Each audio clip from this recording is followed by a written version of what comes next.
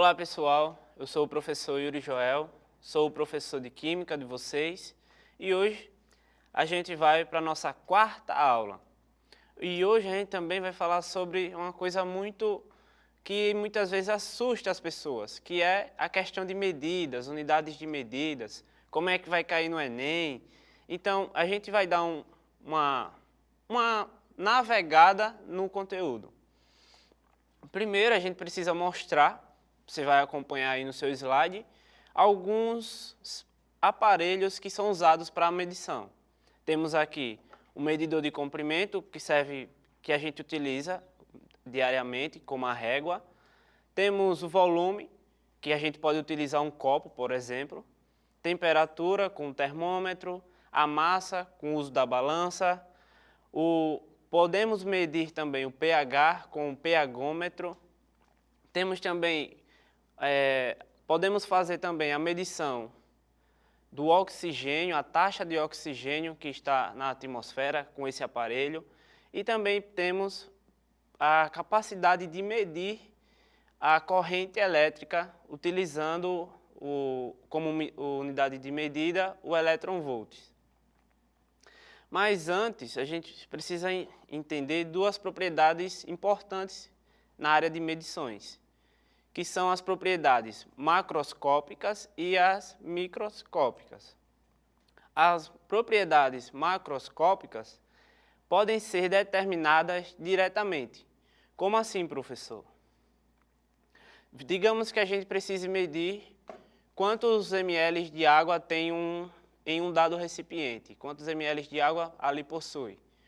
Então a gente vai pegar um medidor específico, vai adicionar ali e vai saber. A gente não vai precisar de parâmetros de química, por exemplo, para identificar do que se trata aquilo.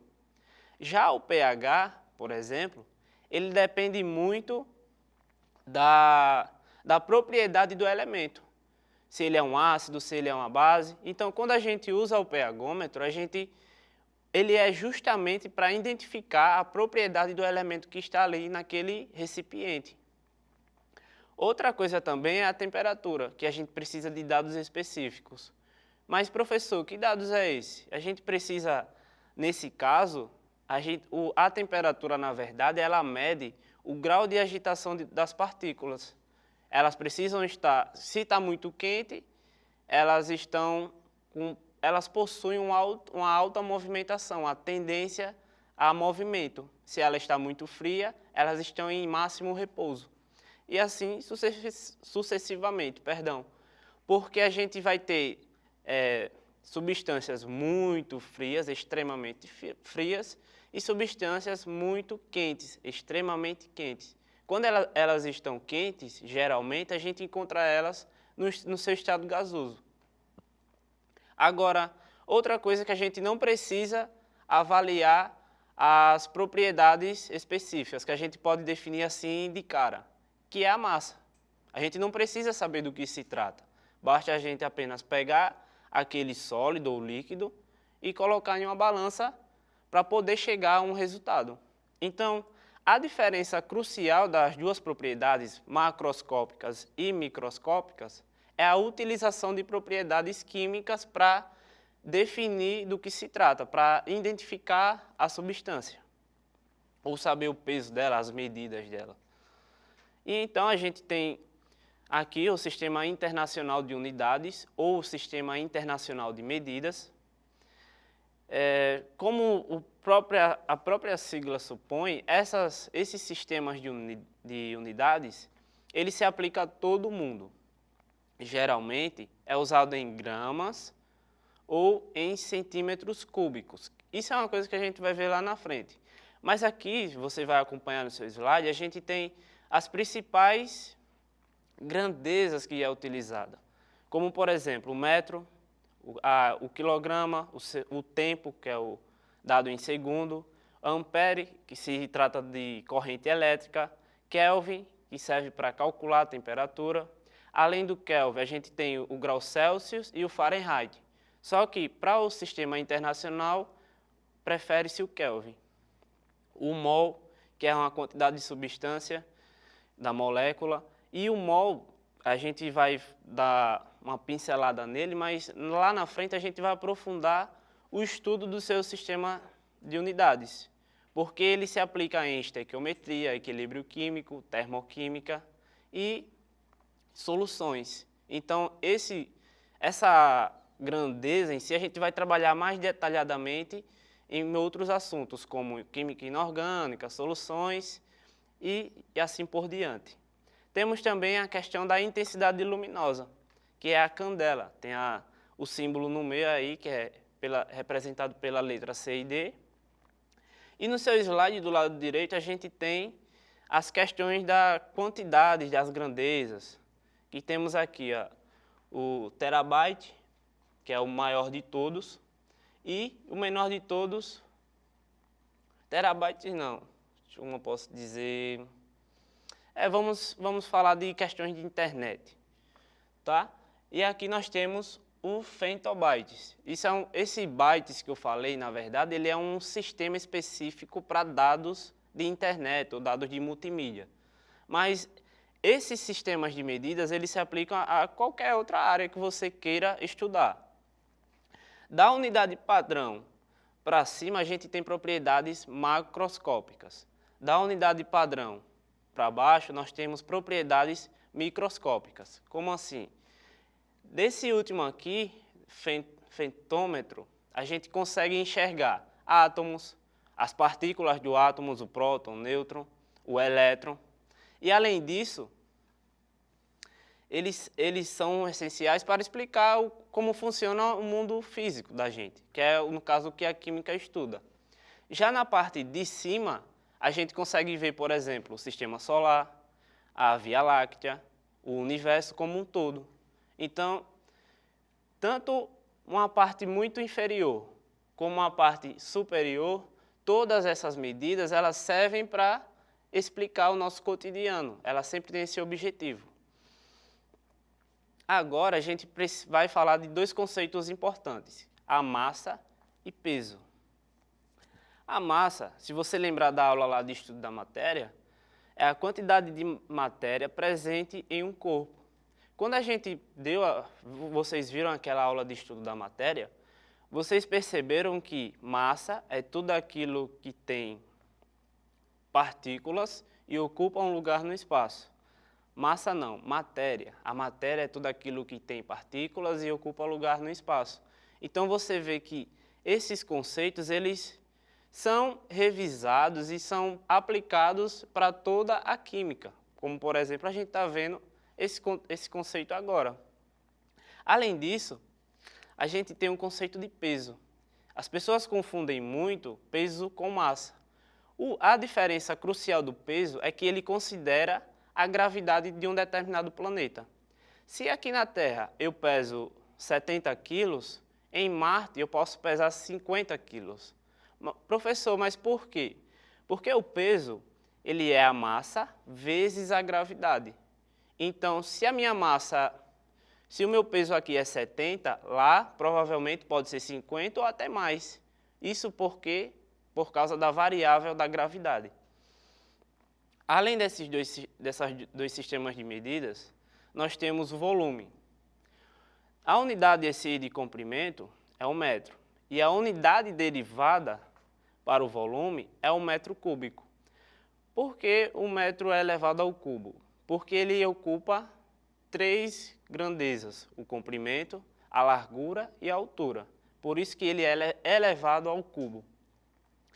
Mas normalmente os sistemas de medidas utilizados, eles são dados em centímetros cúbicos ou em decímetro cúbico, como está ilustrado no slide. Temos aqui a questão da Coca-Cola. Ali do seu lado direito, você vai ter um fator simples de conversão. Temos ali 1 litro, que é equivalente a 100 ml. 1 litro também equivale a 1000 centímetros cúbicos. Lembrando que centímetros cúbicos é o preferido do Sistema Internacional de Medidas. Então, sempre que cair uma questão do Enem, você vai utilizar esse sistema de medidas, que é equivalente a ml. Então, não há tanto mistério para entender isso. Temos também ali o decímetro cúbico, que é equivalente à quantidade de 1 litro. Ali deveria ter 1, só que por motivos técnicos a gente preferiu não colocar, porque é equivalente. Tá? Então a gente vai aqui para a conversão. Uma Coca-Cola, ela possui 2,5 decâmetros cúbicos. E aí a gente vai comparar os sistemas de medidas, que se a gente pegar 2,5 litros, nós temos que é equivalente a 2.500 ml. Temos também aqui, que nesse caso aqui deveria ser 2.500 centímetros cúbicos. E aqui embaixo, você vê que é a mesma coisa de litros, é equivalente. Pronto, a gente acabou agora de descrever o sistema de volumes. Agora a gente vai falar um pouco da densidade. A densidade é uma propriedade intensiva, ou seja, não depende da quantidade de massa presente. A densidade, ela busca entender as relações que existem entre as substâncias, de forma, claro, considerando a questão das suas propriedades, do seu espaço, o espaço que ela ocupa. Como assim? A relação da densidade ela é dada através da massa sobre o volume de algum objeto. Aqui, se você for acompanhando o slide, nós temos a água. A água, a densidade dela é igual a 1. Lembrando que a unidade de medidas preferencial para representar é em gramas por ml ou em gramas por centímetro cúbico. Gramas por centímetro cúbico é o Sistema Internacional de Medidas. Mas, caso você esteja confundindo centímetro cúbico com dificuldade, saiba que centímetro cúbico é equivalente a ml. Então, dito isso, a gente vai dar continuidade aqui.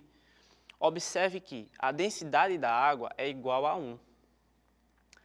Da água para cima, todos esses elementos que estão aí, se a gente colocar na água, ele vai boiar. Por quê? Porque ele é menos denso que a água. Já os que estão embaixo, eles não vão boiar, eles vão afundar. Por quê? Justamente por causa da sua densidade. Um outro exemplo que a gente pode usar para explicar, para comprovar isso, é a água não se mistura com o óleo. Uma coisa que pode fazer a gente perceber isso é quando a gente vai lavar um prato, ou você pode até fazer esse experimento em casa. Você vai pegar um copo com água, colocar um pouco de óleo e perceber que eles não se misturam. Além de a gente saber disso, a gente vai perceber que o óleo ele fica em cima da água, por cima. Então quer dizer que o óleo é menos denso que a água.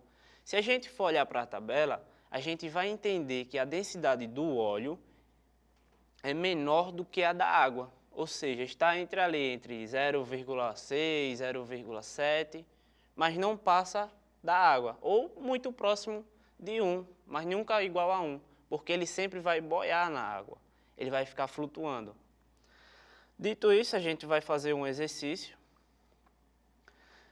A densidade do mercúrio, o único metal líquido a temperatura ambiente, é 16,6 gramas por ml. Calcule a massa de 5,5 ml do líquido. Vale salientar, nessa questão, ele dá a densidade já do elemento, no caso do mercúrio, e pede a massa. A gente pode fazer uma relação entre as fórmulas fazendo uma regrinha de 3, meio pelos extremos, para poder chegar numa relação coerente com o que a questão pede. Veja, se a gente fazer meio pelos extremos, a gente vai obter o produto, ou multiplicação, densidade vezes volume, igual a massa, ou a massa igual a densidade vezes volume. Esses dois exemplos é mais uma questão de organização da fórmula, mas o princípio é o mesmo. Você vai realizar o processo de meio pelos extremos e vai chegar nessa relação. Se a gente for pegar e substituir aqui, você vai perceber que a densidade ali já vai sendo atribuído o valor de 13,6. E a questão do volume, você também já pode adicionar diretamente. Quando a gente faz isso, a gente obtém o produto, corta os sistemas de medidas de ml e chega ao peso do mercúrio que está em uma determinada mistura ou que está em um determinado volume. Então, além de servir para encontrar a densidade, essa formulazinha ela serve para calcular, para achar a massa de um objeto e o seu volume. Basta a gente apenas fazer a relação devida e substituir os valores. Agora a gente vai falar de escalas de temperatura. Nós temos as três principais, que são o Celsius, Fahrenheit e o Kelvin. O sistema de medidas, o Sistema Internacional de Medidas, ele utiliza o Kelvin como padrão. Mas a gente precisa aprender como converter esses sistemas de medidas. O primeiro ponto ali da imagem é de Celsius para Fahrenheit. Ali a gente possui a fórmula que Fahrenheit é igual ao grau Celsius, a temperatura que vai ser dada na questão, vezes 1,8, que é da própria fórmula, mais 32. Já para achar o Celsius, eu preciso fazer uma certa manipulação na fórmula. Eu vou isolar a temperatura Celsius e eu vou chegar a uma formulazinha um pouco diferente, onde eu vou ter a temperatura em Fahrenheit menos 32 dividido por 1,8. Já na temperatura de Celsius para Kelvin é um pouco mais simples, porque se trata de uma soma e quando eu vou converter, fazer o processo inverso, eu trato como uma subtração. Observe, temos aqui a temperatura em Kelvin, queremos achar a temperatura em Kelvin, temos o grau Celsius e aí a gente soma com mais 273,15. Quando a gente quer converter de Kelvin para Celsius, a gente subtrai, pega a temperatura em Kelvin e subtrai esse valor. Esse 273, esse menos 273,15, é a temperatura absoluta do Kelvin. Por isso que ele é usado como fator de conversão. Não é um número que é tirado assim do além, do nada, não. Ele é um fator de conversão do Kelvin. Quando o Celsius está igual a zero, o Kelvin ele equivale a menos 273,15. Então, quando a gente acha esses valores, a gente manipula e consegue encontrar. Tranquilo? Vamos fazer um exercício agora. O hélio tem um ponto de ebulição mais baixo de todos os elementos, menos 452 Fahrenheit. Converta essa temperatura em graus Celsius. Lembrando daquelas fórmulas, a gente vai usar essa segunda fórmula aqui. Deixa eu mostrar para vocês. Essa que converte Fahrenheit em Celsius. Lembra do que a questão pede. Ela pede para converter Fahrenheit, ela deu a temperatura em Fahrenheit e pede para converter em graus Celsius. Aqui a gente já tem a resolução delas, tá? Nós temos ali que o grau Celsius é igual a Fahrenheit menos 32 dividido por 1,8. A gente adiciona a temperatura, menos com menos a gente soma e conserva o sinal, então fica menos 484 dividido por 1,8 dá aproximadamente menos 269 graus Celsius. Um ponto curioso professor, não consigo entender. Pega esses elementos aqui e tenta achar temperaturas distintas. Pega 50 graus Celsius, tenta converter. Vai fazendo exercício, vai consultando as fórmulas. Essa é uma forma legal. A gente só aprende muitas coisas quando a gente exercita. Além disso, a gente precisa falar da notação científica. Aqui vocês conseguem perceber algumas potências de base 10. A notação científica, ela se baseia nessas potências. Os números da notação científica, eles têm que estar entre 1 e 9, por exemplo, 1, alguma coisa ou 9, alguma coisa, mas nunca igual a 0 ou nunca igual a 10. Tá?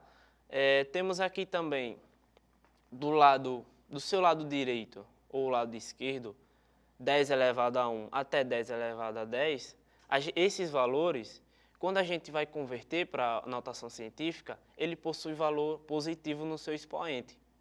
Já do lado esquerdo, quando é valores muito pequenos, quando é valores muito pequenos, a gente obtém um expoente negativo quando a gente faz essa conversão. Observe esses exemplos aqui. A gente aqui, quando for converter, anda em uma casa decimal, que no caso aqui seria 1,2 vezes 10 elevado a menos 3. Veja que é um número muito pequeno. Já esse outro aqui, nós temos 7,8 vezes 10 elevado a sétima. Veja que o número é muito grande. Então, toda vez que o número for muito grande, o expoente é positivo. Toda vez que o número for muito pequeno, o expoente negativo. Tem também a questão da explicação das casas. Se ele for muito grande, você vai andar, ou seja, você vai precisar andar da direita para a esquerda. Quando você anda da direita para a esquerda, o expoente positivo. Quando é da esquerda para a direita, o inverso, o expoente fica negativo. Isso nada mais é do que um número muito pequeno e um número muito grande. Quando é muito pequeno, o expoente negativo. Quando é muito grande, o expoente fica positivo. Isso é só uma questão de referência mesmo, de referencial. Além disso, a gente vai falar um pouco também da adição e da subtração. E você vai acompanhar a gente aqui no slide. Para adicionar ou subtrair, usando a notação científica, primeiro devemos escrever cada quantidade. Digamos N1 e N2, com o mesmo expoente. O que ele quer dizer, professor, nesse texto? Ele quer dizer que para eu realizar uma soma ou uma subtração, o expoente das numerações, eles têm que estar igual. O expoente dos valores, eles têm que ter o mesmo valor. Ele não pode ser diferente. Por exemplo, 10 elevado a menos 2 e 10 elevado a 3, por exemplo. Não. Tem que ser o mesmo valor. 10 elevado a 2, 10 elevado a 2. E aí eu consigo fazer a minha soma ou a minha subtração. Esse exemplo aqui, a gente tem 20 vezes 10 elevado a 2, menos 11,4 vezes 10 elevado a 3. Eu ando uma casa decimal e igualo as casas, as potências de base 10. Observe que fica 20 vezes 10 elevado a 2, menos 114 vezes 10 elevado a 2. Quando eu consigo igualar as casas, eu realizo apenas uma subtração simples. Realizo a subtração dos valores, que não são a base 10, e assim eu obtenho o resultado. Aqui deu menos 94 vezes 10 elevado a 2. Professor, não está em base 10. Não está entre 10 e 1, perdão. Mas o que a gente pode fazer? A gente converte. A gente anda a casa uma vírgula e adiciona mais um número no expoente.